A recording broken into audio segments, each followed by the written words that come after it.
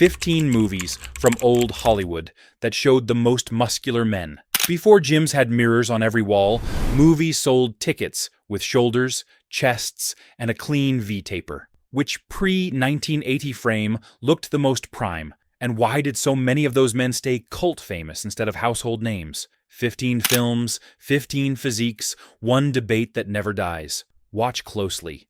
Lighting, stance, and stillness tell the real story. By the end, you might change your guess. Lock your pick now. Reeves, Park, or someone you haven't thought about in years. Number 15. Kerwin Matthews in the 7th Voyage of Sinbad, 1958. Here's where movie muscle looked athletic before it looked massive. Kerwin Matthews wasn't a bodybuilder.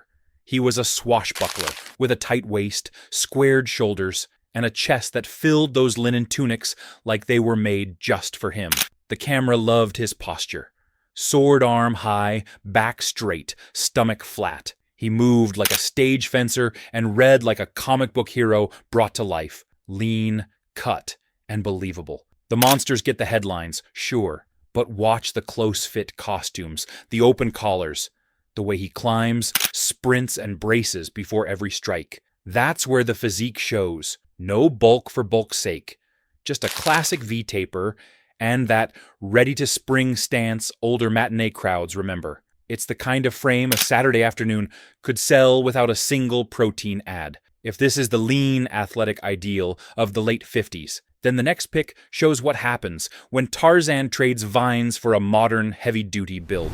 Number 14. Mike Henry in Tarzan and the Valley of Gold, 1966. This is the moment Tarzan stops looking like jungle royalty and starts looking like a pro linebacker who wandered into the savannah. Mike Henry's frame is dense, thick chest, armored shoulders, heavy forearms, and the camera treats him like a walking battering ram. The leather rig, tight tees, and sun-baked close-ups make everything read bigger. You don't just see strength, you feel impact, like each step has weight. For those of us who caught these on TV, he looked less like a vine swinger and more like the guy who could shoulder press the vine itself. The film updates the character into a near-modern action figure. Watches, holsters, city streets, then back to the ruins. So Henry's build carries the heroism even when the jungle isn't doing the work. He moves with short, efficient bursts, the kind you recognize from athletes. No wasted motion, just forward pressure. It's a different kind of movie muscle. Less show, more shove, and that's why it stuck with late-night viewers long after the credits. If Henry is the proof that a contemporary, power-packed silhouette can redefine a classic, then the next pick shows how a pro wrestler's mass turns camp into pure spectacle. Number 13. Joe Robinson in Thor and the Amazon Women, 1963. Call this the weight class jump. Joe Robinson walks on like a man carved out of a wrestling mat, thick traps, blocky chest, boulder arms, and suddenly the campy premise turns into a live showcase. The costuming does him favors. Bare shoulders, strapped torso, minimal fabric. Every grapple reads like a pose down in motion. He doesn't have a bodybuilder's polish. He has a strongman's density. On screen, that looks honest, like the muscle wasn't built to flex, but to haul, lift, and slam. What makes it fun for late-night viewers is the attitude. Robinson plays big with a grin, letting the camera catch those side chest angles and forearm ropes when he locks up with the warriors. The choreography is simple, but the physique does the storytelling. Broad stance, planted feet, then the shove that moves a whole crowd. It's the kind of brawn that could sell a lobby card all by itself, the sort of frame you remember even if you've forgotten the plot. If Robinson gives us the wrestler's grind turned into pulp page spectacle, then the next pick shows how a rugged Atlas build can go toe-to-toe with a Cyclops and still look like a living statuary. Number 12. Gordon Mitchell and Atlas in the Land of the Cyclops, 1961. This is the rugged look that made peplum posters jump off the theater wall. Gordon Mitchell had that quarried from granite face and a torso that sat wide even when he wasn't flexing. The camera meets him at chest level and just rides the breadth. Heavy delts, thick pec shelf, lats that shadow the ribs. In a genre built on oiled hero poses, Mitchell sold something different. stillness with pressure. He'd plant his feet, square his shoulders, and let the frame do the talking before the first punch landed. The Cyclops showdown is where the build reads best. You notice how the light catches the collarbones, the traps rounding up, the ribcage opening like a bellows before a heave. It's not glossy bodybuilder symmetry, it's working man's strength dressed as myth. That's why late-night TV loved him. The dubbing might wobble, the sets might creak, but Mitchell's mass made the make-believe feel heavier than it looked. You didn't have to remember every plot turn. His stance stayed in your head. If Mitchell is rock pit power carved into a statue, then the next pick proves how long levers and athletic snap can make a sword scene crackle even louder. Number 11. Dan Vadis and Hercules the Invincible, 1964. Here's the long lever look that made sword fights feel like track events. Dan Vadis carried height in his limbs and density through the torso.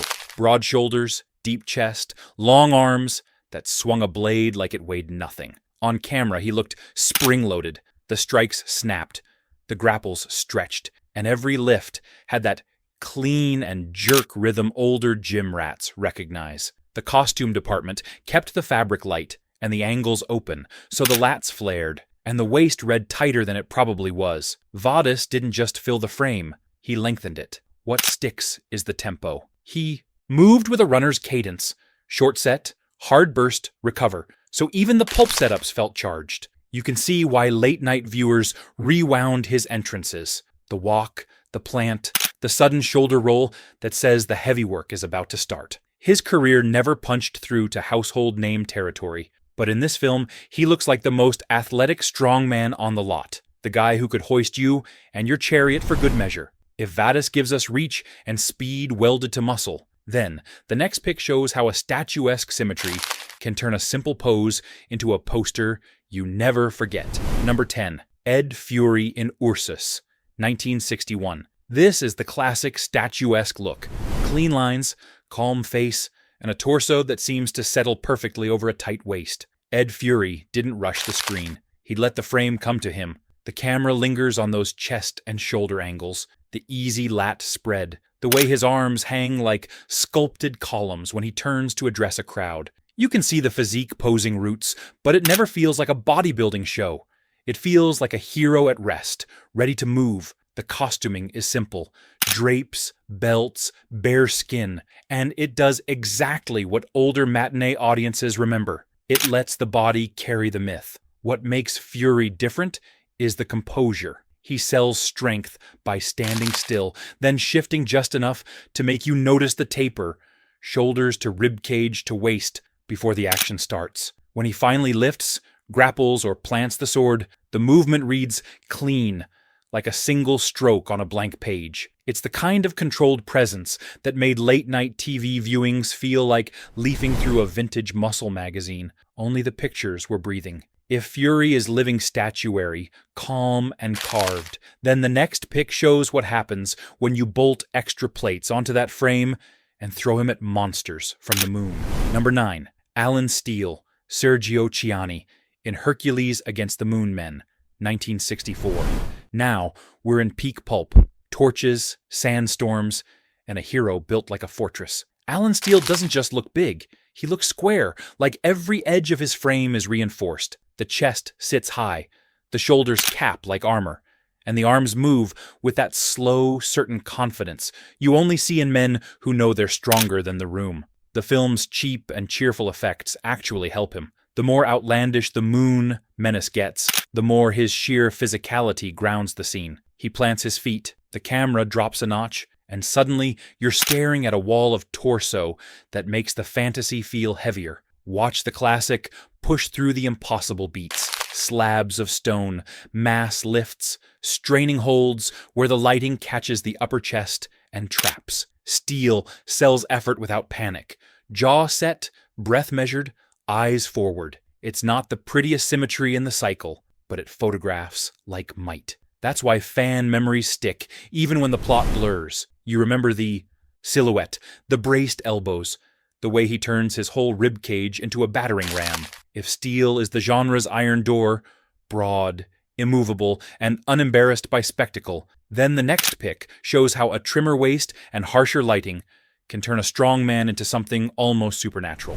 Number 8. Kirk Morris in Makiste in Hell, The Witch's Curse, 1962. This one proves how lighting can turn muscle into myth. Kirk Morris isn't the bulkiest of the peplum leads, but under Mario Bava-style shadows and torches, he looks otherworldly. Tight waist, broad shoulders, and a rib cage that seems to glow when the firelight catches it. He moves with dancer control, small steps, careful turns, then a sudden brace where the lats flare and the chest lifts like a bellows. The camera loves his profile, neck long, traps rising, jaw set, so even a simple stance reads like a poster pose. It's not just strength on display, it's shape, and that's why the images linger long after the details of the plot drift away. What older late-night viewers remember is how the horror touches sharpened the physique. Chains, stone, mist, each element frames the body. When Morris leans into a pull or sets to lift, the light carves lines along the clavicles and down the arms, and the body becomes the special effect. He holds the frame just a second longer than you expect, letting the silhouette do the storytelling. No showboating, no frantic strain, just that hard, quiet certainty that a hero built like this can drag the underworld door open and walk through it. If Morris shows how a poised, carved look can feel supernatural under firelight, then the next pic proves what happens when athletic snap and arena pacing turn a strongman into a crowd-stirring spectacle. Number 7. Brad Harris in The Fury of Hercules, 1962. Here's the athlete-first physique the peplum cycle didn't always show. Brad Harris looked built to move. Tight midsection, springy legs, and shoulders that set like hinges before a clean lift. He didn't crowd the frame with bulk. He stretched it with agility. Arena scenes make it obvious. Quick footwork, planted heels, then a smooth heave that reads more like a practiced clean and press than a struggle. Costumes keep the lines open. Bare torso, light straps, nothing to hide the taper. So every turn flashes chest, obliques, and that neat shoulder-to-waist ratio older matinee folks still talk about. What sticks is how controlled he stays when the crowd noise rises. Harris sells strength with tidy mechanics, elbows under the load, breath set, eyes steady, and it photographs as confidence rather than strain. Even the simplest lifts carry a little snap at the top, like a gymnast hitting the stick. That's why these films replayed so well on TV. The moves felt teachable, the body believable, the hero the kind you could copy in the garage with a barbell set and a concrete floor. If Harris is the proof that athletic precision can make a strong man look modern, then the next pic shows how a jungle-bred star brought that same danger to myth and looked even bigger doing it. Number 6. Gordon Scott in Goliath and the Vampires, 1961. File this under athlete-turned-myth. Gordon Scott brings a Tarzan-honed danger to the peplum arena. Broad across the back, deep through the chest, and coiled like a sprinter before the gun. He doesn't need flourishes. He plants, sets his shoulders, and you can almost hear the old drive-in crowd lean forward. The camera catches that trademark V, lats flaring, waist tight, and suddenly the foam rocks feel like real stone. When the vampire menace gets pulpy, Scott's body keeps the fantasy honest. The man looks like he could shoulder a gate and walk it uphill. What sells it is the rhythm. He moves in clean bursts, step, grip, heave, then stillness. No wasted motion, no posing for its own sake. Just the kind of controlled power older gym hands recognize from a good set. The lighting rides his collarbones and traps during the holds, the chest lifts, and the whole rib cage becomes the engine that drags the scene forward. It's a working physique, photographed as legend, the kind that lingers in memory even when the dubbing fades. If Scott shows how a jungle-bred frame turns myth into muscle, then the next pic proves how that same athlete looked even sharper when the name on the poster was Tarzan himself. Number 5. Gordon Scott in Tarzan's Greatest Adventure, 1959. Here's the film that made a lot of us rethink Tarzan. Gone is the vine-swinging postcard. In its place is a hard, stripped-down adventure that lets Gordon Scott's frame do the talking. He looks dangerous in the quiet moments. Broad back under sun, rib cage lifting with measured breath, arms that hang heavy like they're always one move from work. The fights feel closer to real. Short bursts, tight grapples, and the kind of shoulder-driven strength you recognize from men who actually lift things for a living. It's less jungle fantasy, more physical presence, which is exactly why the body reads bigger than the screen. What sticks decades later is how honest his build looks under the heat. No hiding behind costume layers, just a clean taper, hard chest lines, and the ease of someone who knows he's stronger than the problem in front of him. The film's tougher tone helps. When the story digs in, Scott settles into that grounded stance, and the camera finds the same thing we did at those Saturday showings. A hero who looks like he could track you, catch you, and carry you home if he had to. Name recognition never rose to the Hollywood mountaintop. But among those who remember, this is the version that set the bar. If this is Scott, proving that realism can make muscle feel inevitable, then the next pick shows how sheer mass and width turned a debut into a legend. Number 4. Reg Park in Hercules and the Captive Women, 1961. This is the moment mass walks onto the stage and everyone else looks smaller. Reg Park doesn't just fill the frame, he widens it. Broad clavicles, deep chest, arms like bridge cables, and that heavy, unhurried step that says the lifting starts when he decides. As a debut, it plays like a declaration. The Atlantis plot is pulp, but it hands Park a string of perfect showcases. Chained trials, shouldered burdens, and the kind of slow, deliberate heaves where the rib cage opens and the whole upper body locks like a press. Under bright, no-nonsense lighting, the physique reads exactly as the magazines promised. Thickness you can measure by the shadow it throws. What older matinee crowds remember is the certainty. Park doesn't act like a man wondering if he can move the obstacle. He behaves like a man choosing how to move it. No flailing, no panic, just a set of working angles. Elbows tucked, back tight, breath set. Then the inevitable shift when the load gives. That calm is what made him different from the prettier peplum leads. You're not watching a pose, you're watching a job get done by the biggest pair of shoulders in the room. The storyline may wander, but the body never does. If this is Park proving that pure mass and method can turn pulp into a demonstration, then the next pick shows what happens when a master of horror puts that same body under gothic shadows and makes it look supernatural. Number 3. Reg Park in Hercules in the Haunted World, 1961. Now the muscle turns mythical. Under shadow and torchlight, Reg Park looks less like a man and more like a monument dragged out of a temple. The mass is all there.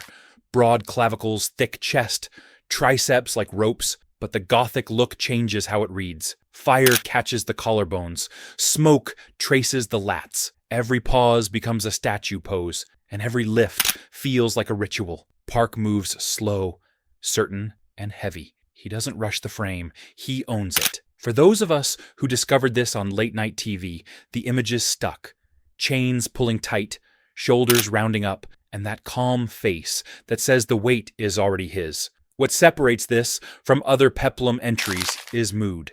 The sets are dreamlike. The color is deep. When Park braces for a heave, the light carves the ribcage and turns effort into iconography. You can see why gym talk still circles back to him. This isn't just size, it's shape under story, a powerlifter's certainty wrapped in a painter's palette. He doesn't posture, he plants.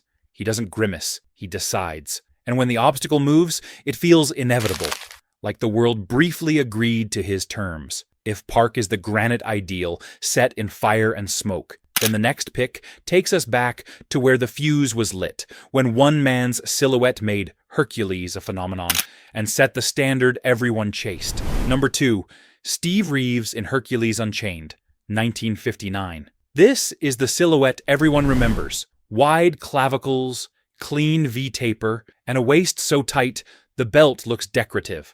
Hercules Unchained. Steve Reeves moves like a man who discovered that stillness can be louder than strain. He lets the camera see the architecture, high chest, full delts, lat shelf, then adds the slow, certain lift that tells you the outcome before it happens. The famous bath and arena passages weren't just spectacle, they were demonstrations of proportion. Older matinee crowds didn't need a tape measure. One look, and you knew the build was balanced the way the old statues promised, but the magazines rarely delivered. What keeps this entry near the top is how the film frames effort as grace. Reeves doesn't thrash. He composes. The breath sets. The rib cage opens. The load yields. And the face barely changes. That calm turned muscle into myth and sold a generation on the idea that power could look civilized. Box office heat proved the point then, and the afterlife on television kept it alive. Many followed. Few matched the simple clarity of this frame. If Unchained is the polished ideal, the template everyone copied, then the next and final pick is the spark that lit the whole fuse. Number 1. Steve Reeves in Hercules, 1958. Here's the spark that lit the era. Before supplements had slogans and gyms had mirrors on every wall, Steve Reeves walked on screen with a silhouette that looked carved, not inflated. Broad clavicles, full chest, taper so clean the belt sat like a line on a statue. In Hercules, he doesn't sell strength by gritting his teeth. He sells it by composure. He stands, squares, breathes, and the lift happens. The camera lingers because it can. Older matinee crowds didn't need slow motion. The body read from the back row. What makes this entry the foundation is how the film frames proportion as destiny. Reeves doesn't chase the moment. The moment comes to him. Arena trials,